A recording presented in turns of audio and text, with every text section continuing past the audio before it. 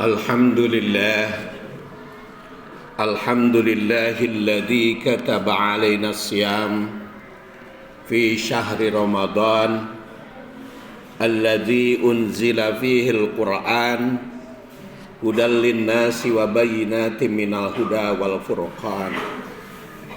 Asyhadu an la ilaha illallah wahdahu la syarika lah wa ashhadu anna Muhammadan abduhu wa rasuluh alladzi la nabiyya ba'dah. Allahumma fasalli ala Muhammadin nabiyil karim wa ala alihi wa sahbihi wa man tabi'ahu ila akhir zaman.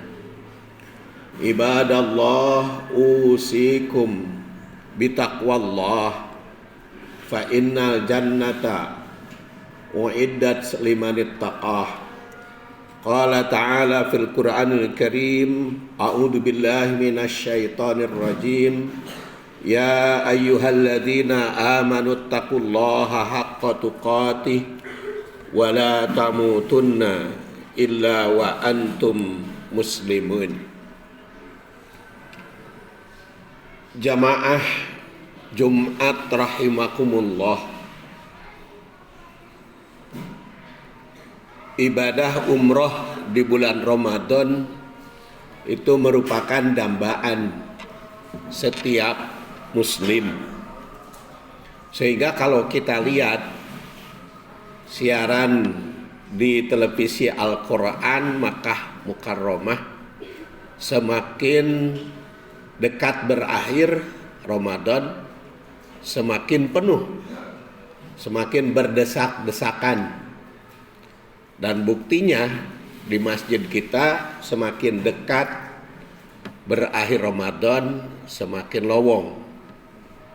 Sidang Jumat rahimakumullah merupakan gambaran bahwa kaum muslimin itu memang mendambakan umroh di bulan Ramadan.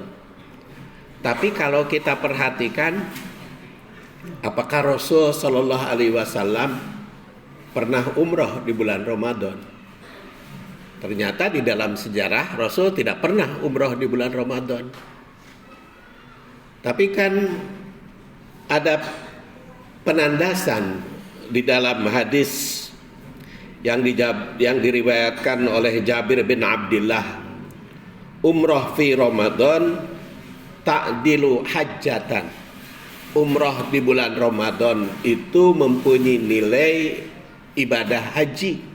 Tapi kenapa Rasulullah SAW tidak melaksanakan umroh di bulan Ramadan? Karena beliau berumroh itu bulan Dzulqa'dah 3 kali dan bulan Dzulhijjah berkaitan dengan ibadah haji 1 kali. Kita perlu menelusuri hadis umroh Ramadan ta'dilu hajjah. Umroh bulan Ramadan mempunyai nilai haji itu. Bagaimana menelusurinya hadis tersebut? Maka kita harus melihat tarikh hadis tersebut. Kalau Al-Quran ada asbabun nuzul, kalau hadis ada sababul wurud.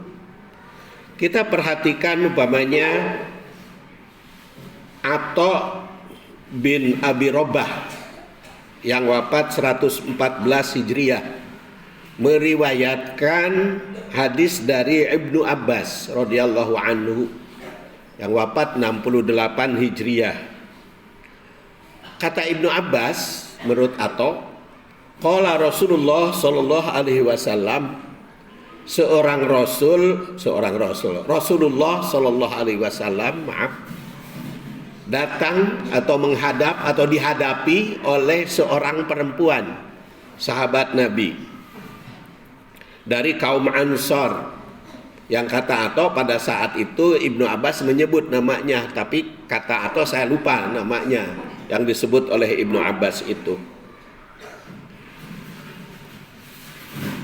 Rasul bertanya kepada seorang wanita itu, mana aki antahujji ma'ana, apa yang mencegahmu sehingga tidak bisa berhaji denganku, dengan kami, kepada perempuan tersebut. Maka si perempuan itu menjawab, lam yakun lana illa nadihani. Kami tidak punya biaya, kami tidak punya bekal untuk beribadah haji, melainkan kami hanya punya 2 unta. Fahajja abu walidiha wabnuha, dan unta itu dipakai oleh ayah dan anak. Jadi oleh suamiku dan anaknya dan anakku tentu saja. Ala nadihin, tinggal 1 lagi untanya. Wa taraka lana nadihan, dan ditinggalkan bersama kami si unta tersebut. Nandihu alaih, yang digunakan oleh kami, kebutuhan unta kami. Jadi tidak mungkin kalau dua-duanya dipakai. Lalu di rumah ada apa dengan apa? Karena unta itu kan sudah kita ketahui di zaman Rasulullah SAW itu bukan hanya bisa menyirami tanaman, bisa jadi kendaraan, bisa juga jadi minuman, air kencingnya. Dan itu merupakan kebiasaan di zaman masa lalu sampai sekarang juga. Maka bagaimana aku bisa melaksanakan ibadah haji dengan unta yang kedua? Karena nanti habis. Maka Rasulullah SAW bersabda, Fa'idha ja'a Ramadan, apabila datang bulan Ramadan, fa'tamiri, maka umrohlah kamu. Fa'inna umrota fihi ta'dilu hajatan, karena umroh di bulan Ramadan mempunyai nilai ibadah haji. Jadi secara sababul wurud hadis ini, umroh di bulan Ramadan itu bisa bernilai haji bagi orang yang tidak bisa menunaikan ibadah haji. Jadi kalau Bapak belum bisa menunaikan ibadah haji, umrohlah di bulan Ramadan. Tapi kalau Bapak sudah berhaji, nggak perlu umroh Ramadan. Umroh kapan saja, tidak perlu bulan Ramadan. Bayangkan kalau semua kaum muslimin yang kaya berumroh di bulan Ramadan, tidak akan cukup itu Masjidil Haram. Sekarang saja sudah ada sunnah Nabi seperti itu, berdesakan dan harganya juga 2 kali lipat dari umroh. Biasanya bahkan bisa 3 kali lipat. Sidang Jumat rahimakumullah, memang memahami hadis tidak boleh lepas dari tarikhnya hadis. Walaupun al-ibrah laisat bihususis sabab. Umrah itu bukan apa? Ibrah itu bukan ditentukan oleh khususnya sabab, tetapi sebab itu merupakan salah satu latar belakang untuk mengkaji. Makanya saya setiap hari Ahad pertama di Masjid Al-Fitrah ini ta'allum atau tadabbur hadis dengan 11 langkah. Yang pertama adalah tamhid, yang kedua tausik, yang ketiga tahrij, yang keempat tarikh. Jadi ada tarikhnya. Yang kelima ada tanasub hadis dengan ayat. Yang keenam ada tanasub hadis dengan hadis yang lain. Yang ketujuh ada tafsir mufradat, dan kedelapan tarikh syarah. Kemudian juga takwil dan juga tatbik hadis. Sehingga bisa saja satu hadis itu 3-4 kali pertemuan kajian hadis tersebut supaya kita mendalam memahami hadis tersebut. Jadi sidang Jumat rahimakumullah, kalau Rasulullah sallallahu alaihi wasallam tidak berumrah di bulan Ramadan, salah satu jawabannya karena beliau berhaji, yaitu yang kita kenal dengan haji wada. Hanya timbul pertanyaan bagi kita, bagaimana saya bisa berumrah di bulan Ramadan? Karena tidak ada yang uangnya bukan hanya untuk haji, untuk umrah juga tidak punya uang. Sidang Jumat rahimakumullah, Apapun ibadahnya pasti ada solusinya dari Rasulullah Shallallahu Alaihi Wasallam. Antara lain diriwayatkan oleh Imam Tirmidzi yang lahir 209 wafat 279 dari Anas bin Malik yang wafat tahun 93.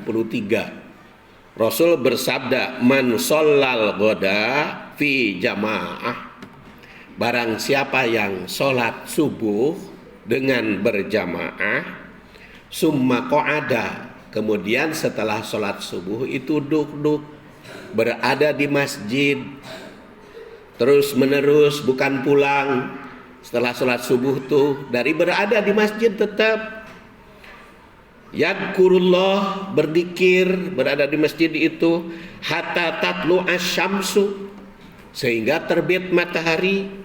Summa sholla rokaatain, kemudian setelah terbit matahari sholat 2 rakaat. Kanat, maka ada lahu baginya ka ajri hajjatin wa umrotin, seperti pahala haji dan umroh. Seperti pahalanya, bukan bebas dari kewajiban haji dan umroh kalau punya mah, tapi pahalanya itu senilai haji dan umroh. Sehingga Anas itu bertanya, ya Rasulullah, apa itu sempurna umrohnya dengan ibadah tersebut? Maka Rasulullah SAW bersabda, tamah, sempurna.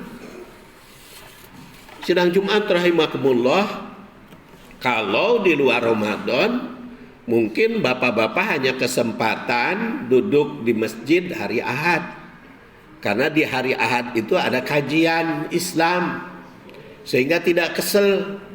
Kalau bulan Ramadan bisa tiap hari, karena kajian subuhnya tiap hari.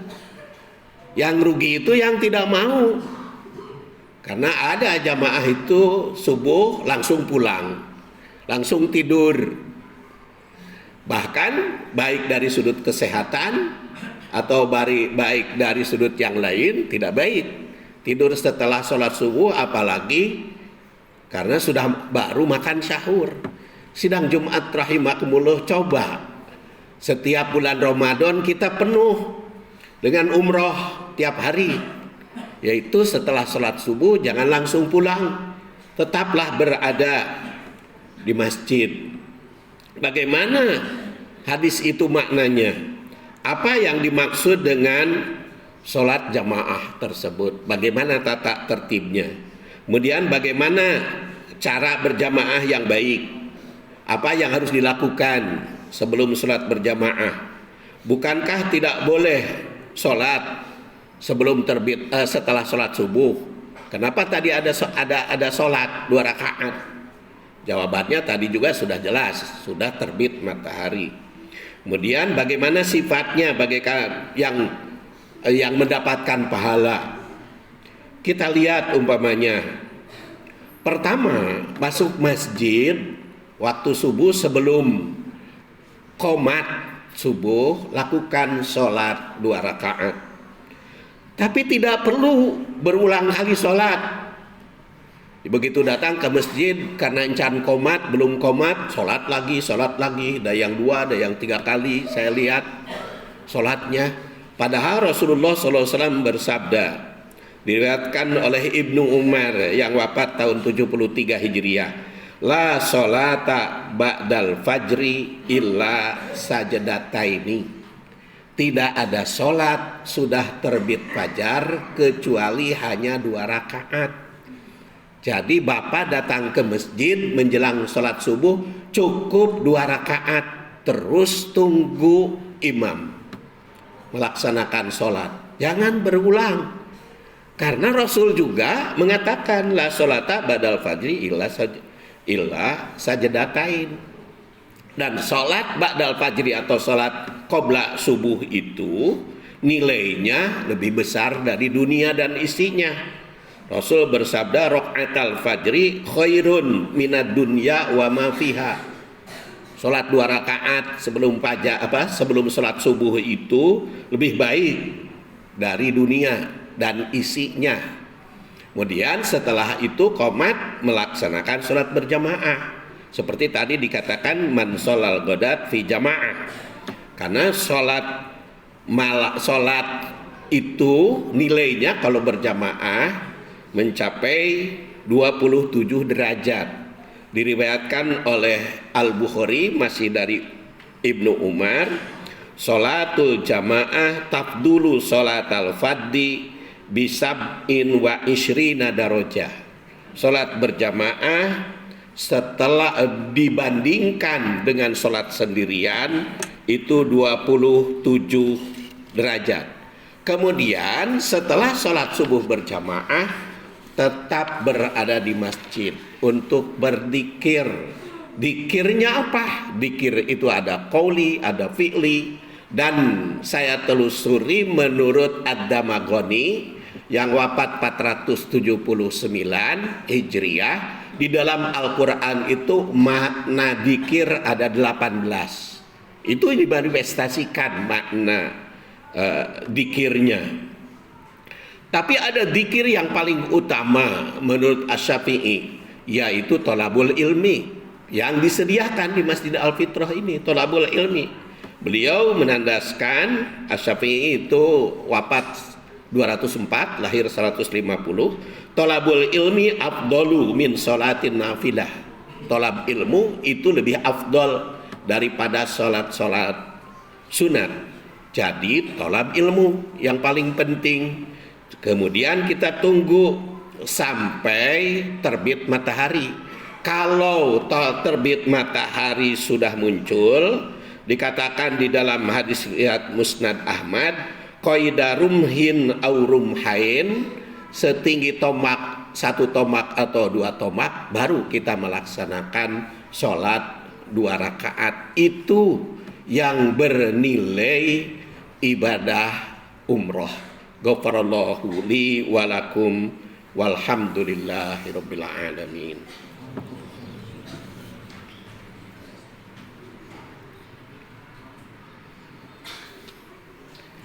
Alhamdulillahi wa kafa wassalatu wassalamu ala nabiyil mustafa wa ala ahli sidqi wal wafa.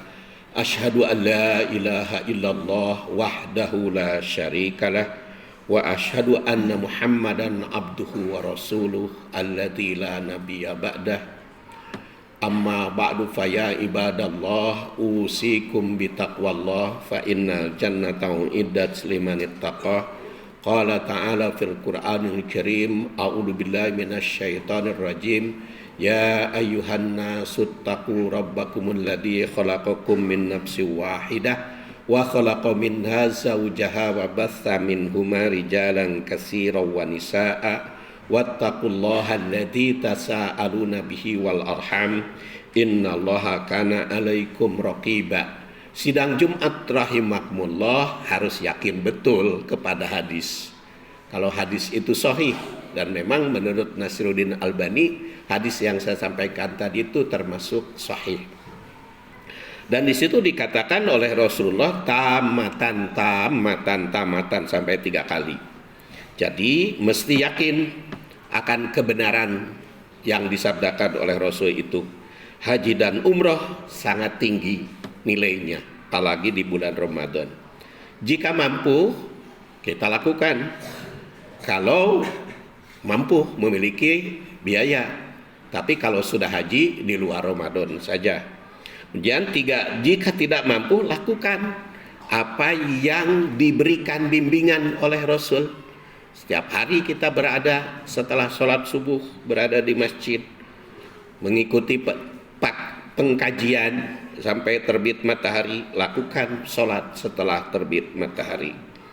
Dan manfaatkan Ramadan ini sebaik mungkin. Mudah-mudahan Allah menilai kepada kita sebagai kaum muslimin yang bisa memanfaatkan sebaik-baiknya.